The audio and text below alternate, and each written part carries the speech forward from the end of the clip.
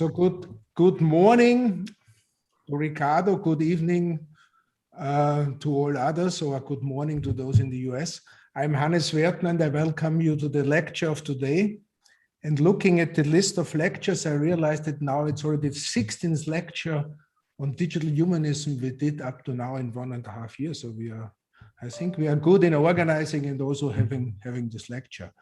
Today, it's one of the core topics of digital humanism. It's on ethics in AI, a challenging task. And it will be presented by Ricardo Baeza-Yates. He is a renowned scientist in the field, and we are really happy that he is with us today. Welcome, Ricardo. The talk and the question and answering will be moderated by Carlo Gezzi, who will then afterwards also introduce Ricardo. Just two short notes before introducing Carlo. After the discussion, do not forget that we always have this habit of a piece of music selected by Pete, and I already thank him now for having selected once again. I think it's a nice piece of music.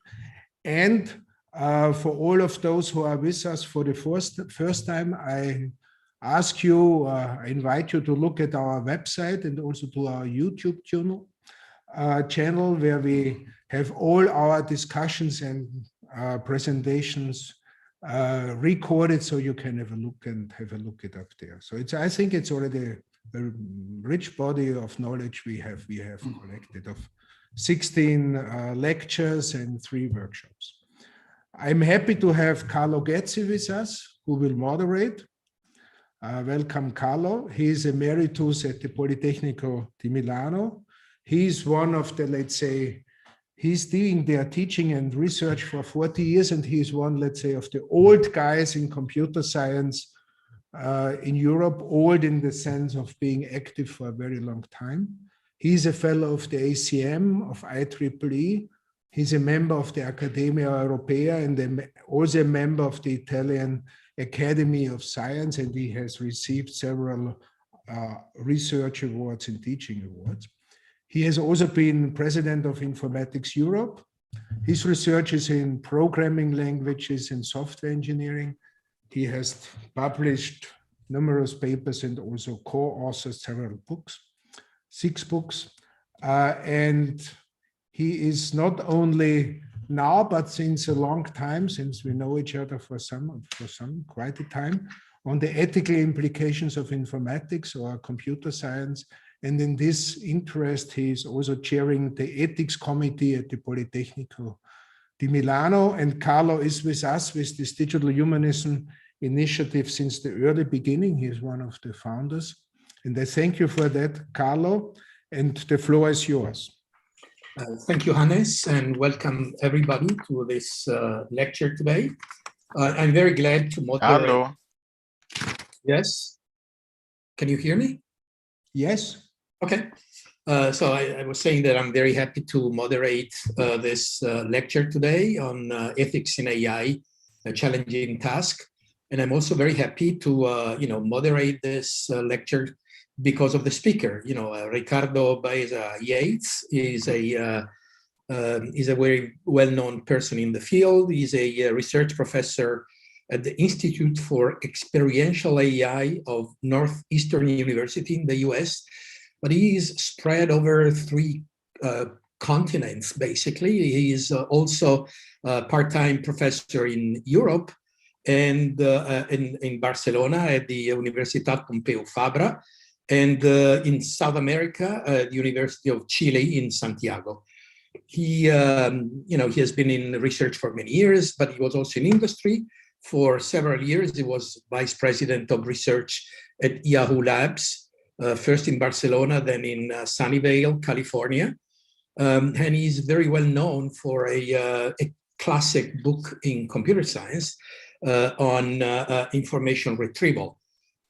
He has published a lot, and he is, both on being on the board of governors of IEEE, Computer Society, ACM Council. He's an ACM fellow and IEEE fellow. So he has several awards. And he's now very active in ethics and AI. And he actually recently also co-authored a paper which is shared with the audience through the our digital humanism website, titled Towards Intellectual Freedom in AI Ethics Global Community, which is a very interesting read if you haven't seen it. So now the floor is for Ricardo. Ricardo will go for 45 minutes in his lecture, and then we have a 15 minutes discussion afterwards. Sorry, Ricardo, the floor is yours. Yeah, thank you, Werner. Thank you, Carlo, for the introduction. It's a pleasure to be here virtually in Austria and Milano and many other places. So we'll share the presentation. This is a presentation that I only started giving 2 months ago in February and has had a good exposure. Maybe I will skip some examples because then I will talk more than 45 minutes. Let me hide the meeting controls. Okay, perfect. So let me start telling you this new institute we have in Northeastern that started only last December, so it's brand new and we are building it. In some sense, I'm the second person that came on board, and this building is headed by Usama Fayyad, a very well-known researcher in data mining, and he was the creator of Yahoo Research in 2005, and one of the first chief data officers that were in the world. So it was very nice to meet him again. And basically, we believe that there are two important things to have successful applications of artificial intelligence. One is what's called human in the loop. And recently, Andrew and G said again the difference between a theoretical model in the lab and then a real model in production. So basically, today we will see many problems of models in production. And the second thing will be basically the strong dependence on data. And if we don't have the right data, we have a problem. One thing that here is most of the time we need big data, and most institutions in the world will never have big data. They will have a small data and have something written about it. But all people talk about the cases where there is big data, which may be less than 1% of all the applications in the world, even much less. I'm exaggerating, I guess. So the talk has two parts. First, I will give examples of 5 different ethical issues that I find are most important here, and they are not in order of importance, but they're in order of some sequence in the process, from basic discrimination to at the end to climate change and indiscriminate use of resources. And the second part, of course, this has a personal bias. So when you talk about bias, you have your own biases on the problem. And then I want to go into 4 genetic issues that I will explain later, which I think are the more difficult challenges here. So the first one are specific challenge, the second are genetic challenges. So let's start with bias. I think this is the most covered topic that creates ethical issues. So all algorithms receive biased data. And by the way, here for me, a model in production is an algorithm. It's just an algorithm interpreting the model, but it's still an algorithm. Although many people talk about model, but the model is just a static representation of an encoded algorithm. And then the first thing is, does the algorithm need to ask these 2 questions? Should I be neutral in my solution? Should I be fair in my solution?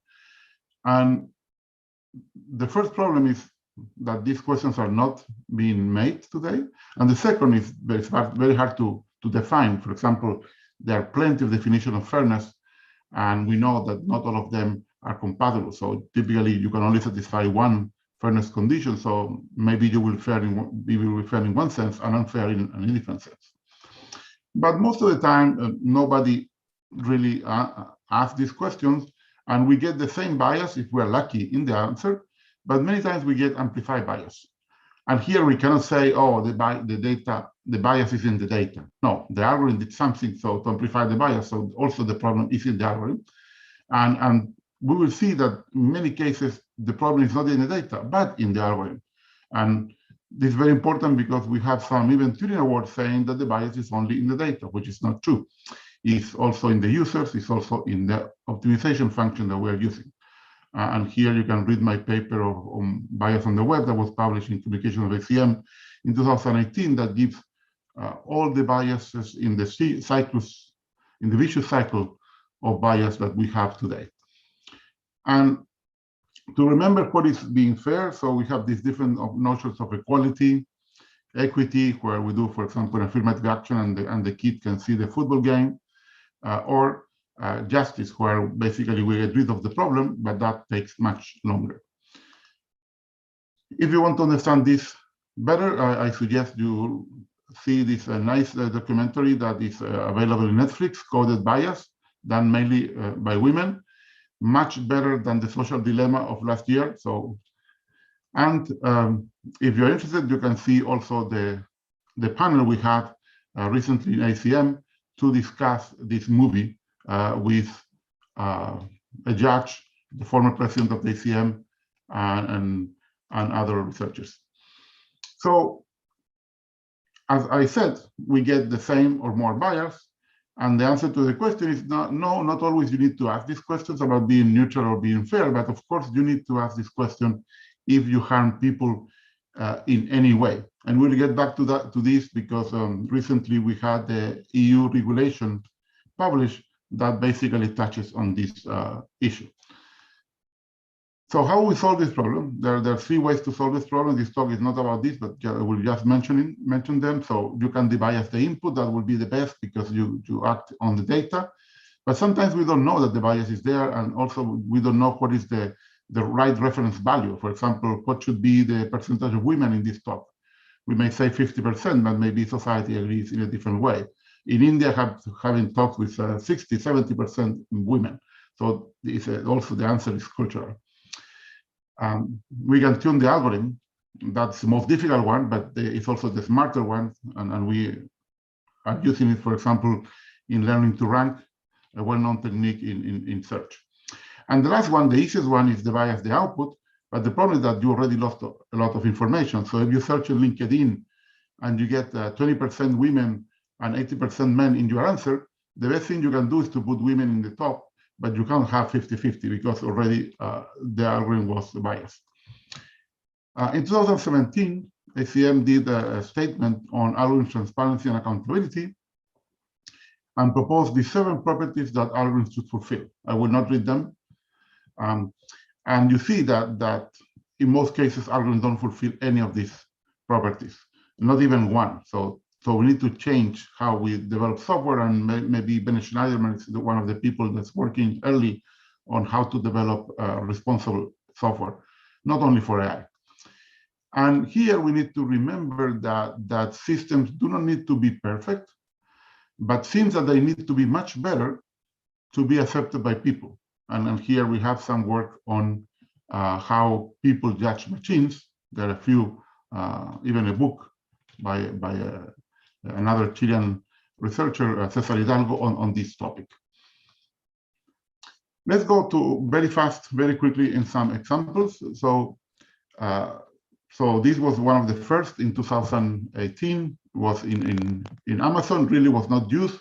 Someone filtered this when they were testing the algorithm. And this here is by Cathy O'Neill, the author of Weapons of Mass Destruction.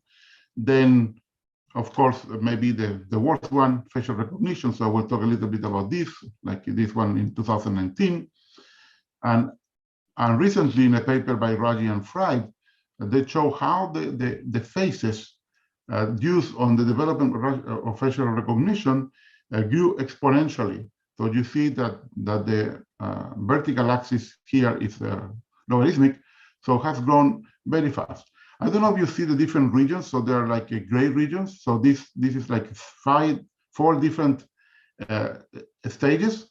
And if you look at how these faces were collected in these 4 stages, so the first period were not too many and were like very good collections. But in the last 2 periods, basically was faces gathered from the web. And of course, no one was asked for their consent to use these pictures for this research. So all this research has been developed with almost no consent.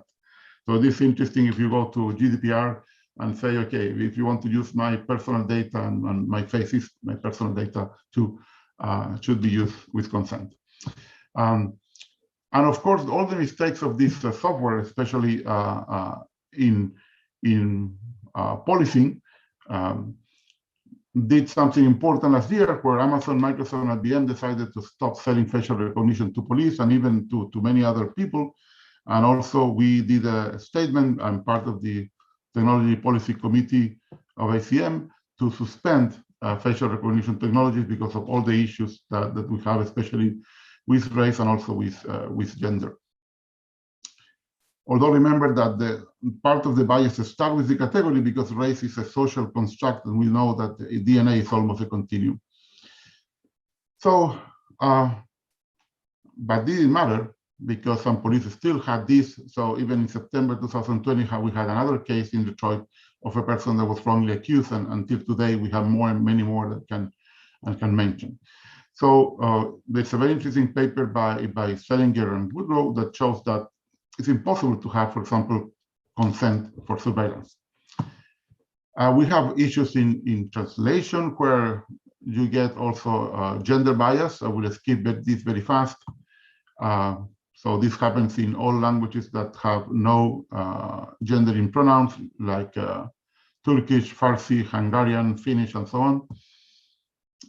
Another well-known paper from NUDIPS 2016, where most she-he analogies were found with a bias.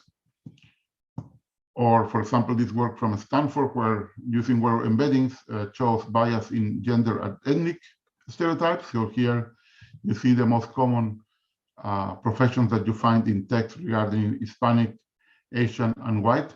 And here you have the problem because, for example, in the last forms I have seen in California, if you're a person coming from Spain, you are not European any longer, you need to put Hispanic like Latin American.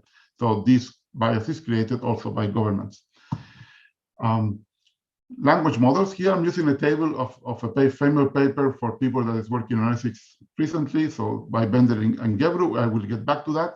But I just want to use this table to see how many word embeddings have been developed in the last 2 years and how much the number of parameters have grown from tens of millions to basically 1.5 trillion parameters.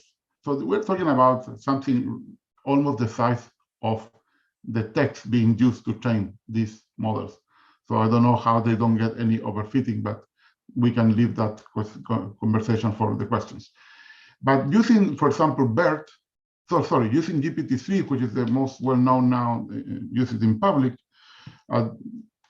some researchers, also very recently in January, show that if you do something like this, you want to complete this sentence, 2 Muslims walked into a, well, you can read the completions. Now, if you do the analysis, you will find that 70% of the completions are violent. It's 4 more times than if you're Christian, and more than 10 times if you're Buddhist and atheist. So at least in text, atheists are the less violent in the world, which is not bad for us, I guess.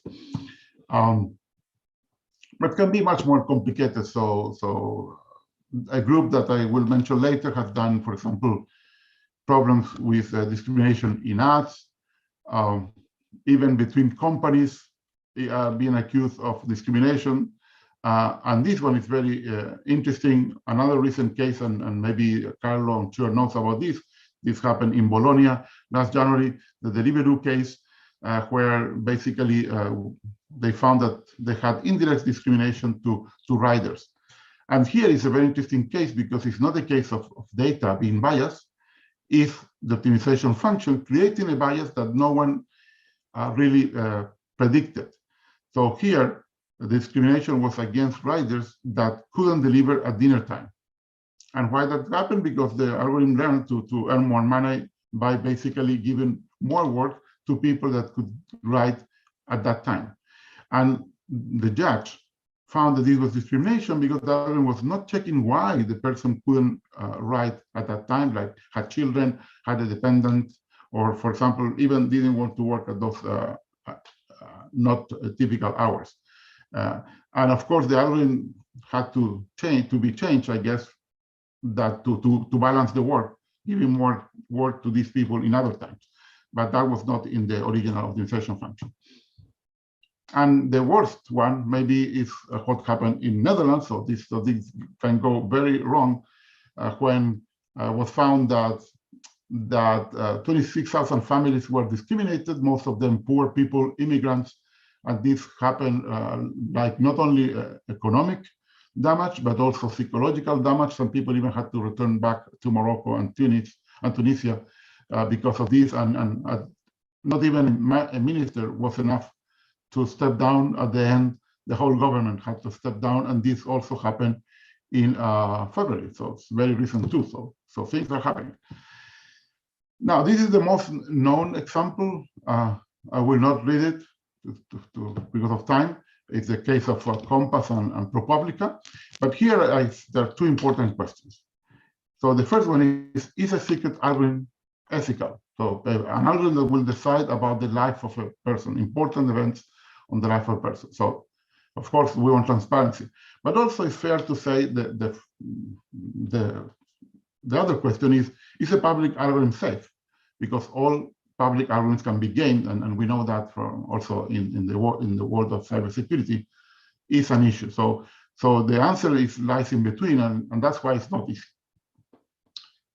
For example, in a recent case in Netherlands, again, Uber, the judge asked the code to Uber to basically to do an expert analysis, like in the Deliveroo case. I don't know if they will give away their code. So there are other cases, like, for example, Godam, which is a criminal profiling. If you saw Minority Report, kind of the same. And this has been used in some cities in the US in ways that are not too ethical because they try to hide it. And so they did in different ways. And even in some places in Europe, I have seen that this software is being used. And the problem is not that it doesn't work. Maybe it works, and I will talk about if these things works for this kind of problems. But if you do one error, you basically affect the life of a person. So the problem, I will get back to this, is not how accurate is the model, it's how bad is the model when the model fails. So it's about the mistakes. And here you also, in this kind of policing problem, you have the problem that you measure more in the place where you think there is more measures, and then you have a self-fulfilling prophecy that you see, for example, only cases where the police is. So you see more cases there because the other are only the reported ones. Even there are more weird things. Here is an example from Spain. So this is an AI tool to see if the victims are lying in their accusations. So to understand if people lie to the police. And of course, this shouldn't be used by the police. I mean, especially with the victims, even if some victims lie. So it's an ethical issue.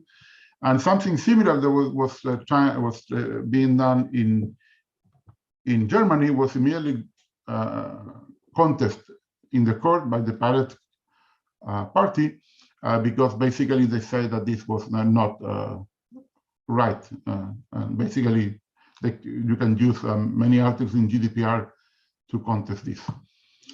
So let me give you one more detailed example of when you can have extra bias. So this is one of my favorite papers done by top researchers in the US. So when you have an offender that goes to court, the judge can decide if you get bail or not. So there are three possibilities. If it's no, or you cannot pay, you go to prison. Of course, in the US, there's a special person loaning money to this kind of people, and these people have to predict the same as the judge. So the judge has to say, will this person reoffend? But more important, will this person appear in court, which is the same question that this loaner will have to ask. And in New York are the same question, because basically for legal reasons, the judge cannot decide this decision based on reoffending or not, which for me is unbelievable, especially if you have a killer being brought to court. Of course, here you have some economical bias, because the people who can pay usually will go not to prison. And then for sure, the people going to prison will appear in court. The other ones we don't know. Here is again a problem, because we do not know what would have happened if the person had bail, the person's in prison. So we have like half of the story. We don't have if the people in prison would have been behaving or not outside prison. And then we need to do something called data imputation, which makes the problem more difficult, but also more interesting.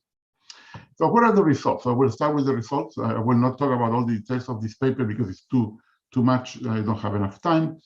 But basically, they show that they could decrease the crime rate in 25% or decrease the prison rate in 42%.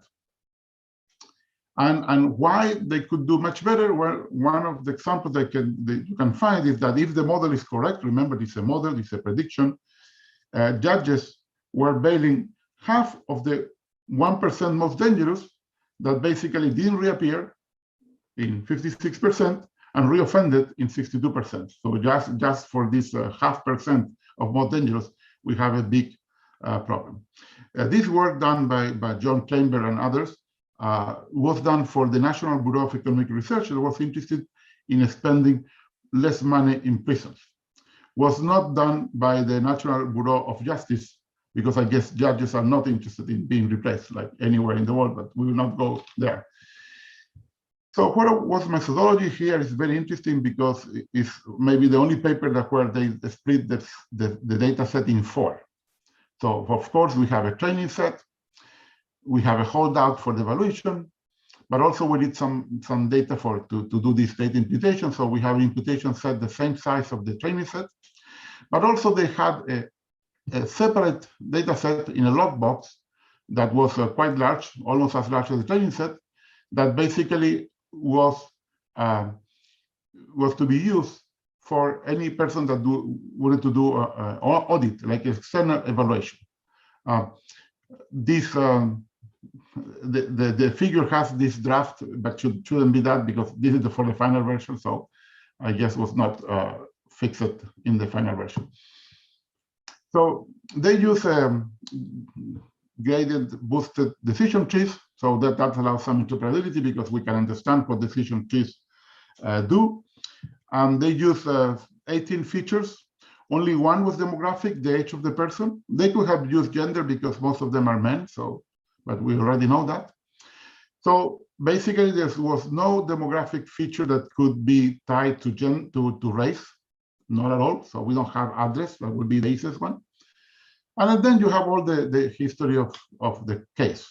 So offenses, type of offense, how many arrests, how many convictions, failed to appear in court, and so on. So these are the results. So here in the top, I have the ratio of every race in New York. This is the whole state. So 18% African American, 30% Hispanic, 32% in total for those two.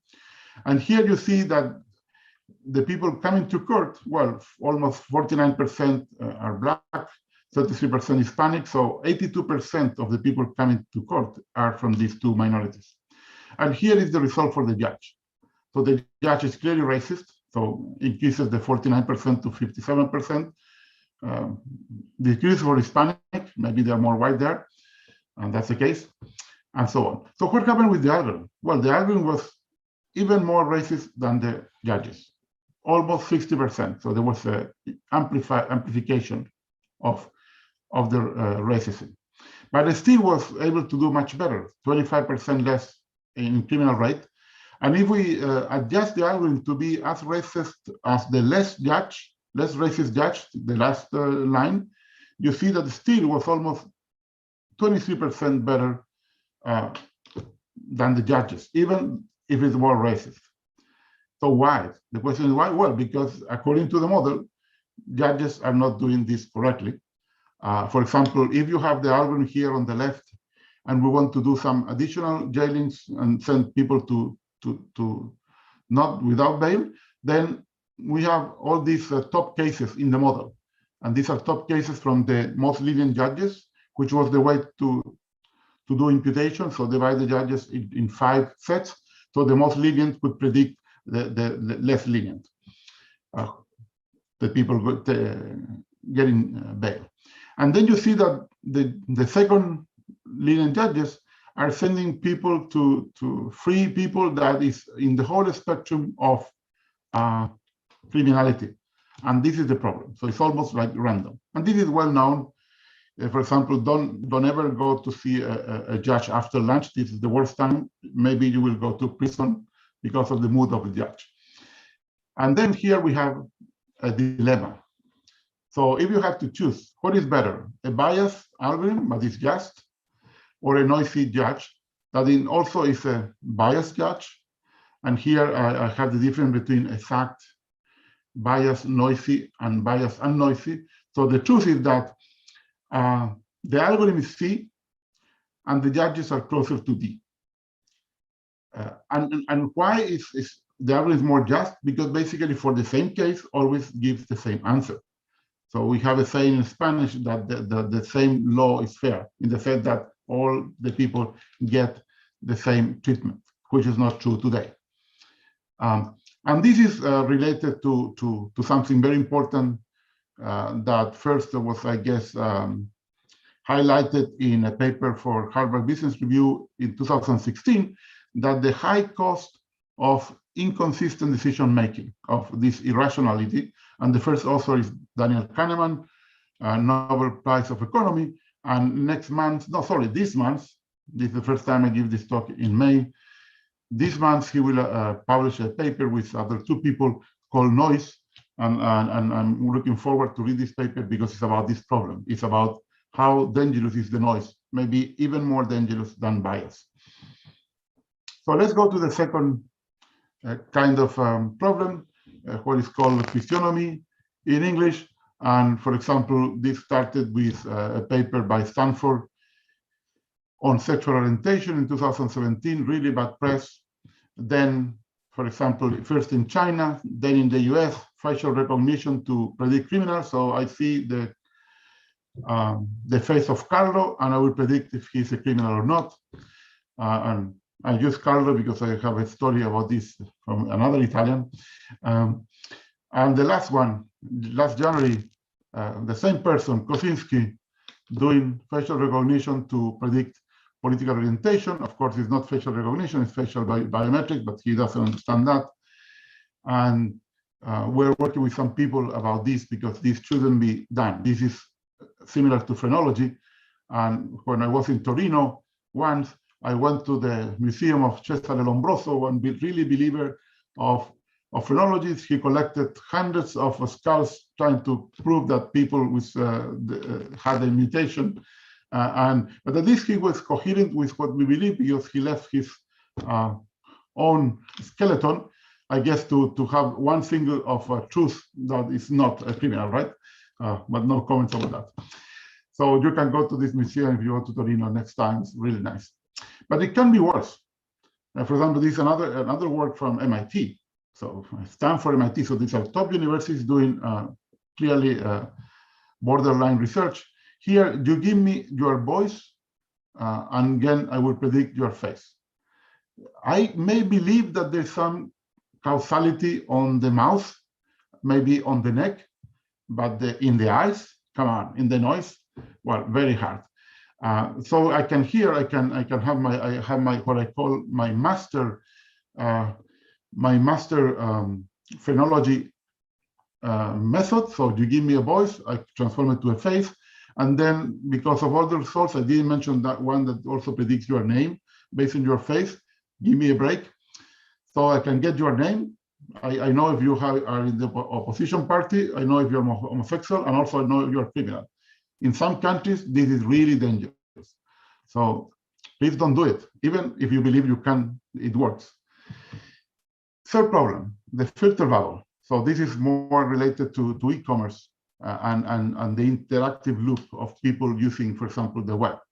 And here we are using some techniques like diversity, novelty, serendipity, but we are creating something very strong like popularity bias, and also something worse, that is exposure bias.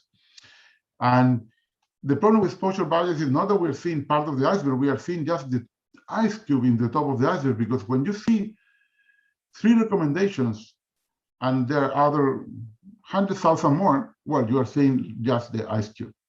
And this has a very big impact in e-commerce. I'm doing research on this, especially you get the massive effect that the more popular sellers get richer, and the ones in the long tail, the ones that are new, get poorer. And this has very important societal implications in digital markets and long-term stability. Fourth problem, stupid models.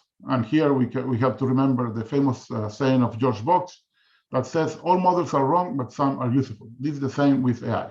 So all models are wrong. We know that some are useful until we find a problem. So models that can deal with ambiguous semantics, models that can deal with irrational behavior.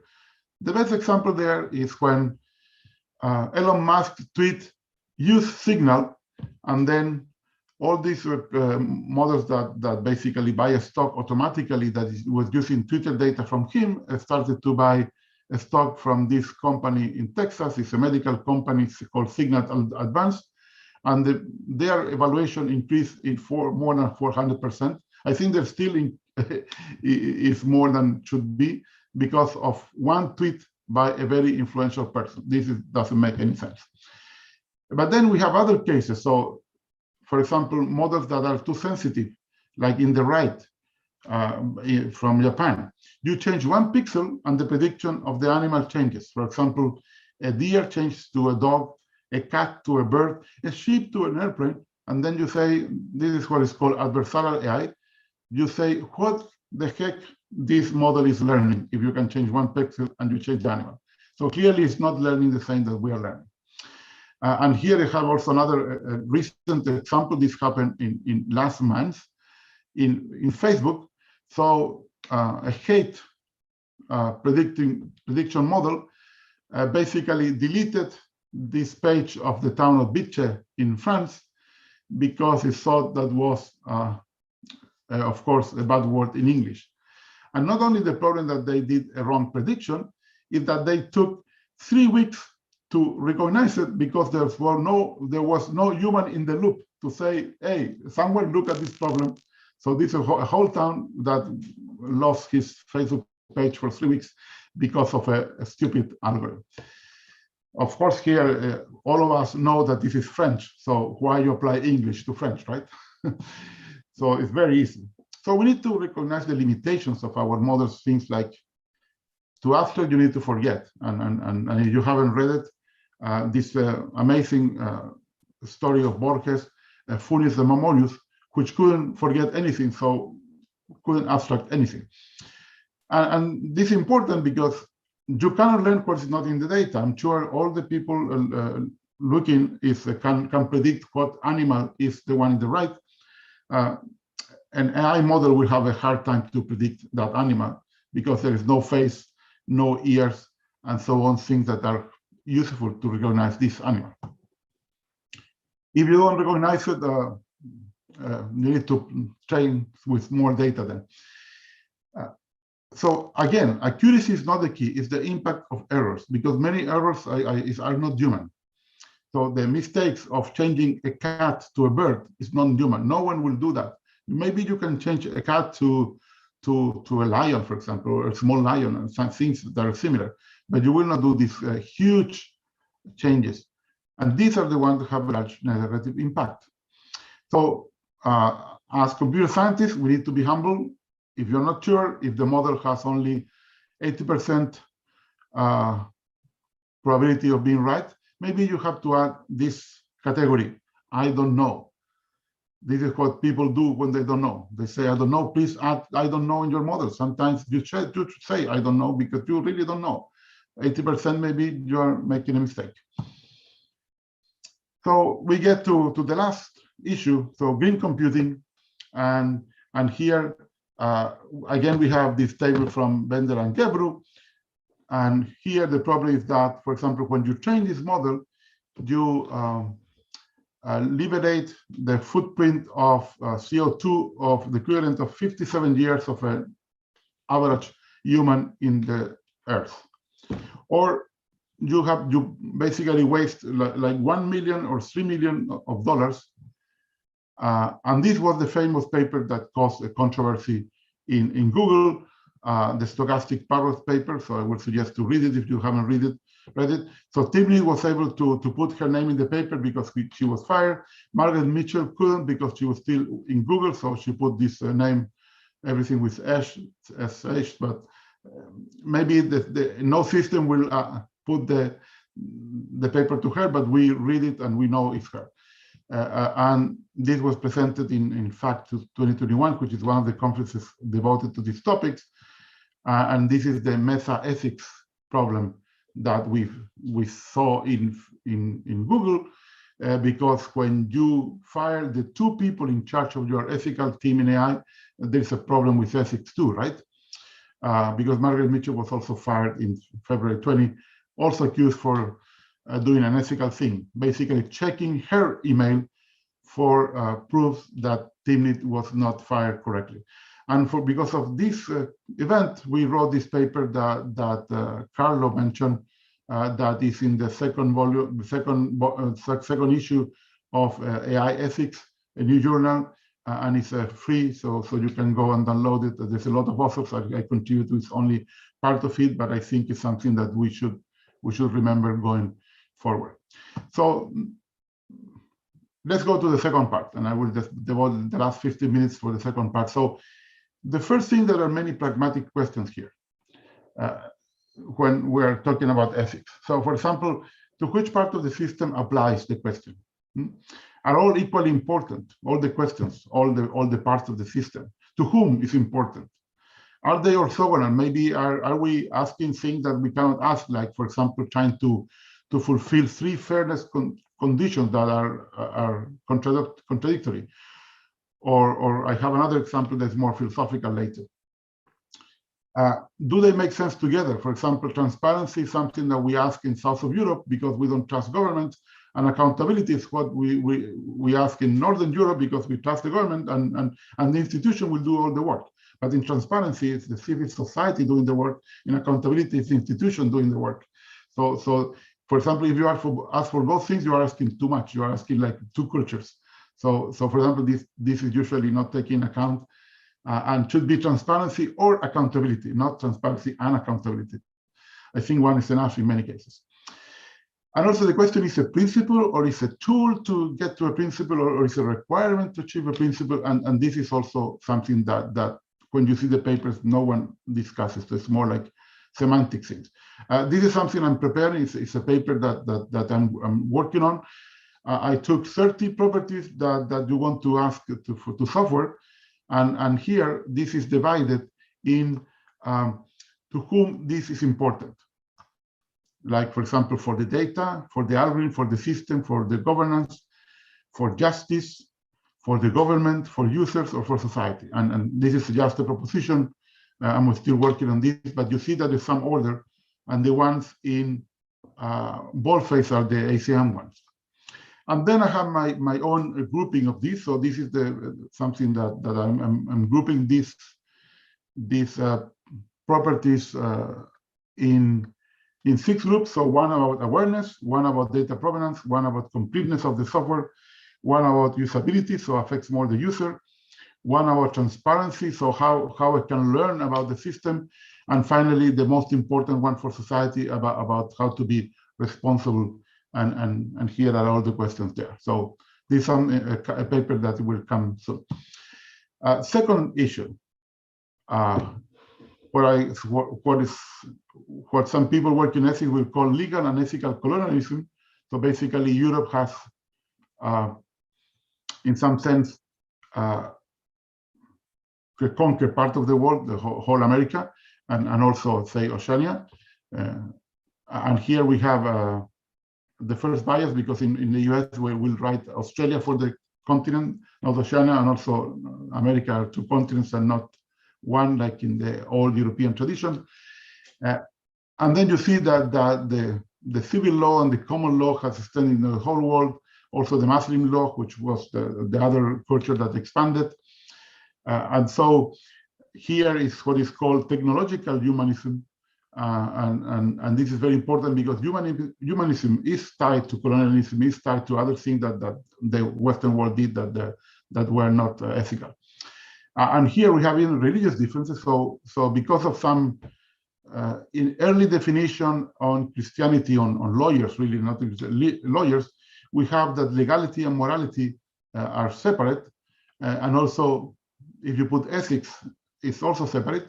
But if you go to the Muslim world, and by the way, here you have the weird thing that if something becomes the law, so sorry, the arrow should be the other direction, it's not, sorry, no, the law is increasing and taking things from ethics, so it's right, they're right. But for example, in the Muslim world, everything is ethical, and the law is a subset of that, which I think for me is better definition of the relation between law and ethics. And the law, of course, increases on time. And even some people propose other crazy things, just I put it to show the diversity of thinking here. We also have geographical diversity, and here I would like to point out Ubuntu. Basically, Ubuntu is that I am because we are, and there's a very interesting short blog entry by Abeba Birhane that Descartes was wrong because a person is a person through other persons, and I think it's an interesting view of the world where the group is always more important than the person, and this is something that in the Western world is not true all the time. Third issue, the problem with identity, data protection, and privacy. So public opinion versus collective privacy. And here we have freedom of expression versus data protection rights of GDPR, for example. And we have the difference between I can do everything that's not forbidden, so freedom of expression, or I can do only what is allowed, GDPR, which are two very different ways to see the world. And they clash in some sense. And I recommend Privacy is Power for Carl Isabellis. I'm not sure if privacy is a collective right. I think it's individual right, but of course has a privacy, a collective understanding, because our privacy also depends on the privacy of the people near us. And here we have things like the consent, legal basis to do digital nudging. I had this from earlier, and now it's clear in the new EU regulation. We have proportionality, so minimal data collection, minimal time stored, and we can go to Article 22 to contest the decision. And what this means? Well, this means that if you want to give people the information about the processing, you need interpretability. If you need to allow contest by people, you need to explain. Remember, explain is to explain the solution, not to explain the system. And then if you want to basically check that your system is working all the time, you need to do continuous validation, testing, and maintenance. And here we have seen the first cases of GDPR in action, like a French court about facial recognition that says the school didn't have the competence, didn't have the consent, and didn't have the proportionality. And here we have the problem of GDPR and maybe a problem on the incoming EU regulation, that we have one size fitting all for big companies and small companies, for health, education, and any other field. And that's an issue. For example, we have seen it with COVID. And here is what Lorena Jaume Palazzi talks about: technological solutionism versus normative solutionism. And technological solutionism is basically more of the same, that we are using technology for the solution and not the real solution. And here we have regulations. So, for example, last year, the US started cases against Google and Facebook, in the past with Amazon, and there are other issues I will not have time to talk, but I'm working on this research on fair markets. And the first important thing we can do, ethical boards should be compulsory because humans may suffer. And recently, April 21st, we have this EU proposal for AI. Here, there are the main things in the proposal. I will not read this, but I want to highlight the prohibited artificial intelligence practice. And here, basically, an AI system that deploys subliminal techniques beyond a person's consciousness in order to materially distort a person's behavior in a manner that causes or is likely to cause that person or another person physical or psychological harm. So this is a long way to say, basically, don't harm people. But here you need to start thinking, okay, what is subliminal, what is consciousness, what is behavior, what is physical and psychological harm, especially psychological harm. So there will be many issues on this Article 5, like Article 22 of GDPR, if this is approved. Another interesting thing that you have a list of high-risk AI systems that put the boundary between where the danger may happen. Of course, some are forbidden. Maybe in the US we'll have a future regulation because these were ideas that were stopped by Trump, but I think Biden will put them again in the table, also for hiring and so on. And we have now an AI office that was approved by the Congress a long time ago, but only in January was finally set. We have things like registered algorithms that Amsterdam and Helsinki are doing, but also we can do auditing of algorithms. And there's a very interesting example in the last FACT conference, also last March, that is a public audit of a hiring company that wanted to show that they were complying with the suggestions of the US government. So I think I don't have time to finish. So we have a lot of things we don't do well because we don't learn from the past. And there are also professional biases, like what I mentioned about big data, about reflecting our own biases when we code. And there's a recent paper from a Norwegian researcher that gives the first indication that was true. I mentioned that in my 2018 paper in CACM, but here is a proof of this. And evaluation is the place where I have seen many researchers fooling themselves, not choosing the right baseline and the right everything else. So things that we can do, I don't have time to cover all this, but basically we need to be aware of all the biases. That means the system needs to be aware, and then the model should be aware, because to understand bias, we start with awareness. If we are not aware, impossible to fight bias. So here are some recommendations that can improve. I want machines in the loop. That's better than human in the loop. So to show that we are in control, we are the one designing and setting the decisions. At the end, we are the accountables, we are the responsible of the wrong decisions of the system we create. In some sense, I feel we are playing God. We always wanted to play God, but it's very hard to play God. So to finish, plenty of research problems. Remember, systems are a mirror of us, the good, the bad, and the ugly. They are great applications of AI that doesn't harm people, but there are some, when people is involved, that are a problem. So two final questions. Can AI algorithms ever be ethical? This is an interesting opinion by Hazel Henderson. And of course, one important thing is what David Lauer says, almost obvious, but you have to say it. You cannot have AI ethics without having ethics. So this is here, and I would like to end here, where people can read 3 of my favorite quotes in this topic.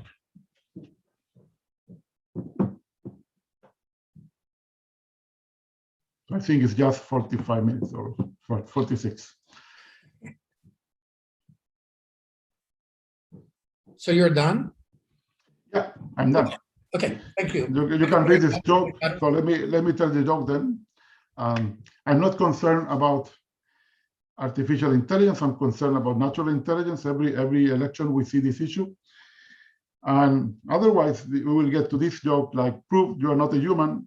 The robot says there are no more humans, correct? And they laugh together. And not because the humans basically create killer robots, it's because the humans basically kill themselves. So questions. Well, thank you very much, Ricardo, for the very provocative and stimulating lecture. So I would like to turn to the audience, and if there's questions, comments that you want to make, can you please write in the chat, and then I will refer to you, and you can speak and interact with the rest of the audience. There's one already someone in the chat. Alison, you want to take the floor and explain what your question is? Yeah. Yes. Well, first of all, that was a fabulous talk, so thank you very much for it. I just had a simple question. It's probably a result of you just moving quickly through your slides. On your slide, you showed data protection and freedom of expression intention. I didn't quite understand that. Could you say a little bit more about what you meant by that? Yeah, this is something I learned from Lorena Jaume Palacios, which is my favorite ethicist. She's advisor of the EU Parliament. And basically, when your frame of thinking is, I can do everything that is not forbidden, that will clash with a frame of thinking of, say, lawyers. You can do only what is allowed. Basically, if you can only do what is allowed, basically you cannot explore anything new there. So at least in freedom of expression, we can get to places where we are not aware of. Like, for example, we can get to some kind of freedom of expression that someone will say that's illegal. But this is not the case in GDPR. So GDPR was constrained by what you are allowed to do. So in some sense, we already restricted the world. So it's basically, this is where you are. Like, you are inside the house or outside the house. Inside the house, you can only get in the house, and you cannot get out. Outside the house, you can explore the whole world. So it's just a framework for thinking. I don't know if that's clear, or maybe we disagree. That's fine too. Well, maybe the problem is I'm thinking of the example of the United States with the First Amendment. For example. Yeah. And so there, I don't see a tension between expressing yourself and insisting that your data be protected. Yes, but the US doesn't have GDPR. Except in California, we do. Did you know that? Oh, yeah, well, kind of, yes. That's true. Also, for example, I think it's in Ohio or on Illinois, there's some law that is much better than the facial recognition, that about using social network data and so on. So yeah, the US is like so different, from no regulation to too much regulation. Yeah. Like California will be we're the guinea pigs of all regulation in the world, I guess. Thank you. Yes, okay. Thank you for the question. It's a good question. Ricardo, there's a few other questions already in the chat. So one is, do you think the AI Act by the EU does enough to establish standards to evaluate AI systems for fairness? You mean the proposed AI regulation? Yes, the proposed EU regulations. Okay, I haven't had time to read it completely, but I have read a good part. I think that the answer is no. It doesn't cover all aspects in the way that I would like to. For example, there are some uses of high-risk systems that are not regulated. For example, for enforcement, for police enforcement, for example, and so there are some, I would say, some loopholes that can be used to basically still have non-ethical uses of AI. For example, the EU regulation doesn't talk anything about military applications because that's not their realm. So there will be the United Nations doing that. And this is the most dangerous one. Imagine, I'm sure that we already have at least 3 different military robots in place that if they get crazy, I don't know what they will do. But no one talks about that because we prefer not to talk about that. This is it's really like science fiction, but I'm sure there are these 3 in 3 different countries that can be called a military robot. So yeah, I think we need to study to improve it. For example, also You can always try to make your system to look like low risk, but really it's high risk. So how we will enforce that thin line between high risk and low risk? We know risk is a continuum. So here again, we have the categorization problem. Humans like to categorize, and when we create categories, we start with bias.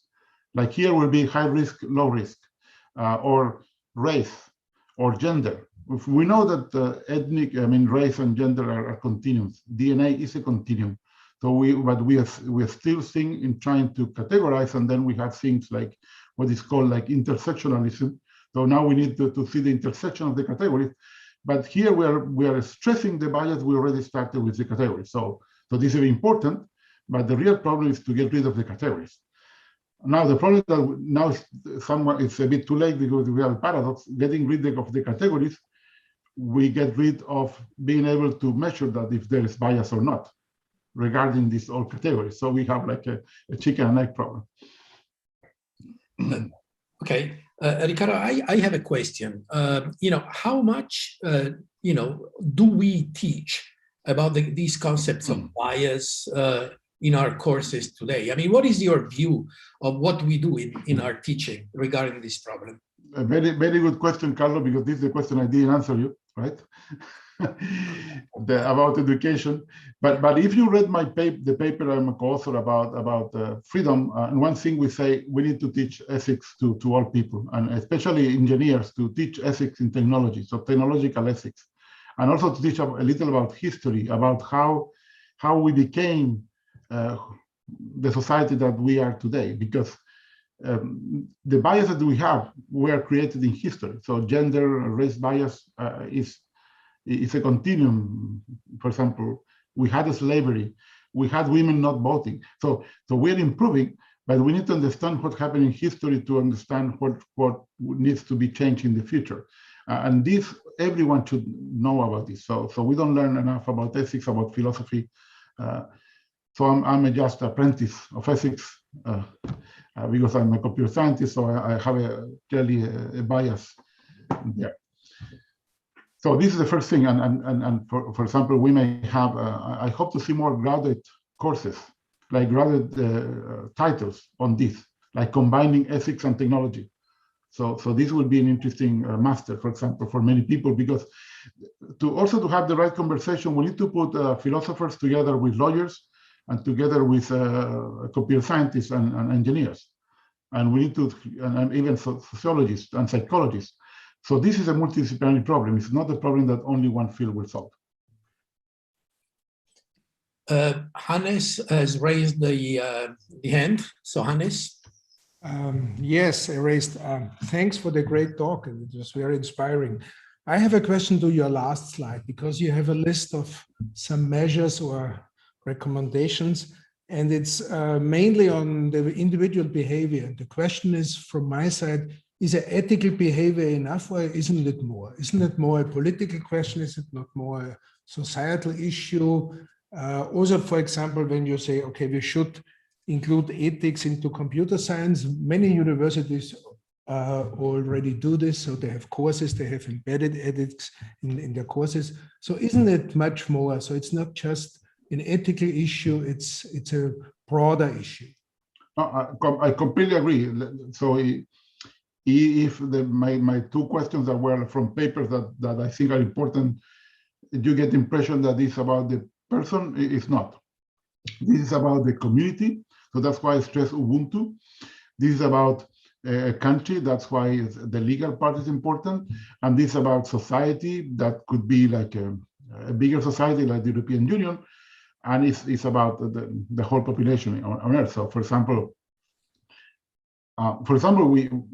we are here discussing, but we forget that 40% of the people of the world don't have access to internet. So that's a huge problem on digital education and access. So, for example, in South Sudan, only 2% of the people have access to internet, which is the most poor country in the world and the newest.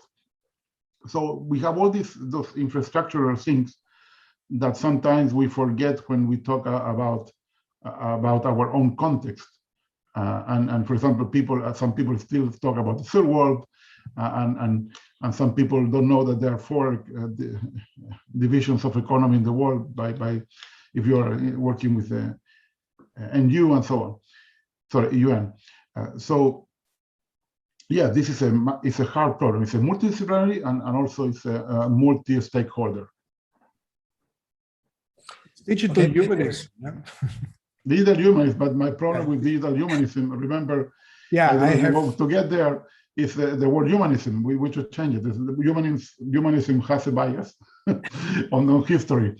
So rehumanism. Let's redefine it. Okay, there's another hand raised by Michael Stamfer. Unmute your phone, Michael. Michael. Unmute the phone. Sorry, I'm preparing dinner and at the same time.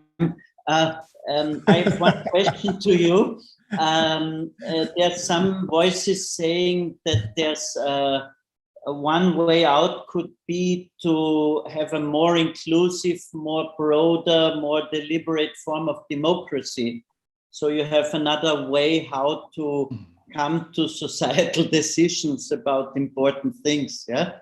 But yesterday I heard a podcast about early Athens, and the philosopher who presented it said the worst time they had in their classic era was the time when they had the most radical democratic constitution. So could you please comment on this more human political side? Which way of governance and policy might help us in this context? Thank you. Thank you, Michael. A very interesting question. You're asking the wrong person, but I will try to answer anyway, because I'm not a political scientist and nor a historian, but also it's a topic that interests me, and also I have done research on the wisdom of the crowd. So I was a believer of the wisdom of the crowd. I don't believe in that any longer. I have a paper called The Wisdom of a Few, because at the end, very few people take decisions, not only on elections, but also we have committees in social networks. I have a paper showing that basically of the 10% that participate, only like 2% of the people are the dominant ones creating half of the content. That happens in Twitter, for example. I have done studies on that. So at the end, we have the wisdom of a few, and those few are influencing a lot of people, and that's why we have fake news, that we have like 70 million people in the US voting for like a populist candidate, or the same in many European countries where some populists have been elected also.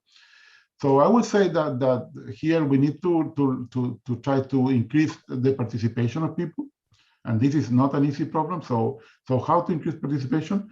One thing is I like is that in some countries you can vote for any decision that the government thinks is important. That this is we have the bias of what the government decides what is important, and there are jokes about that. But for example, Switzerland is the country that has more referendums per year, because they vote almost for everything. Some people get bored of voting, but at the end, all of them can feel that they were part of the decision, even if not a majority voted. So that's another problem. Many times we don't have a majority voting because less than 50% vote, and then you have like 25% of the people deciding who is the president, and this is happening in many countries.